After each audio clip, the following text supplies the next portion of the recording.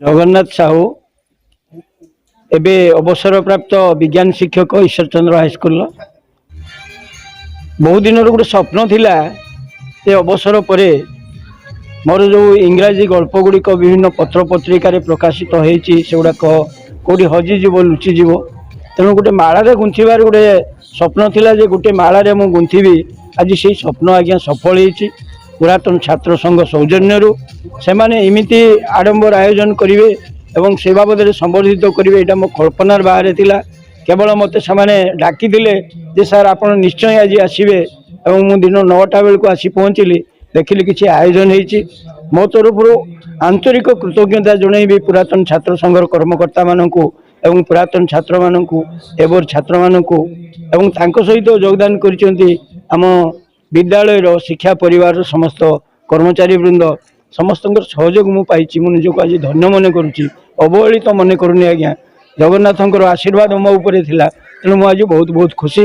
एवं आपण मैंने सदैव उपस्थित प्रदान कर आज खबर काली समाज रे प्रचार करने आंतरिक धन्यवाद। जय जगन्नाथ। मो रश्मिता साहू लालगंज आश्रम स्कूल शिक्षयित्री अटे आ जगन्नाथ साहू जे कि पुस्तकर रचयिता लेखक सी मोर बड़ मामू अटंती आ से अवसर से आम समस्त को निमंत्रण करथिले तेणु मो बहुत बहुत धन्यवाद देवी। बहुत सुंदर लगिला सभा कार्यटी बहुत सुंदर मन को भी छुईला आ मामू जने बहुत सरल निष्कपट मनीष आउ समस्त को माने छोट बेलू आम बहुत बहुत शिक्षा पाई आसचु बहुत प्रेरणा दायी आम पाखर बहुत प्रेरणा पाइचु आउ जगन्नाथ निकट में प्रार्थना करी दीर्घ काम दीर्घायु रुहंतु सुस्थ रुहंतु भलरे रुहंतु आउ एई भलिया काम करि चालंतु एई भलिया जेमति पुस्तक उन्मोचन हेइची एई भलिया प्रत्येक वर्ष गोटे गोटे नूतन नूतन पुस्तक उन्मोचित हो आ सी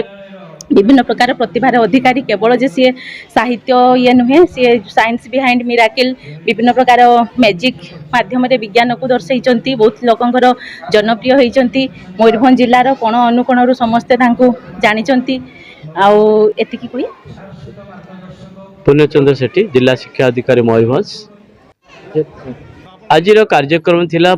पुरातन छात्र छात्री माने आयोजन करथिले तांकर प्रिय प्रधान शिक्षक आज गोटे पुस्तक उन्मोचन दिन थिला तेणु न्यू हराइजन सार जड़े लिखिं आ से पुस्तक उन्मोचन थिला एवं पिला माने तांकर पुरातन छात्र छात्री एवं पुरातन सब शिक्षक शिक्षयित्री समस्त आसीथिले से पुस्तक जो उन्मोचन है से योगदान करने समस्त आसीथिले एवं सी जे जगन्नाथ सर जी काली मार्च 31 रिटायर्ड होती एवं तांकर आशा एवं गोटे विश्वास थिला जे सी तांकर रिटायर्ड परे परे तांकर जो बहीटा लिखिं लोकार्पण करेंगे एवं आज उन्मोचन करिसेंती एवं सी केवल खाली जे भजन लिखुले मुझे जानी जगन्नाथ सी जड़े भक्त भजन लिखुले आ पिला मानको साइंस क्षेत्र में बहुत पारदर्शी से देखा पिला मानको मैजिक देखाती बहुत बढ़िया मैजिक से देखाती एवं ता सहित से इंग्राजी मध्य 7टी स्टोरी लिखिं जोटा कि समाज प्रति खुराक जुगेब बहुत सुंदर होती तेणु मुझे कहबी जे रिटायरमेंट है परे तांकर निश्चित भाव में जगतनाथ जगन्नाथ तांको सहाय हेबे एवं तांकर लेखनी सुंदर चलिबो समाज को से दिग्दर्शन देवे यही मोर प्रभु जगन्नाथ प्रार्थना।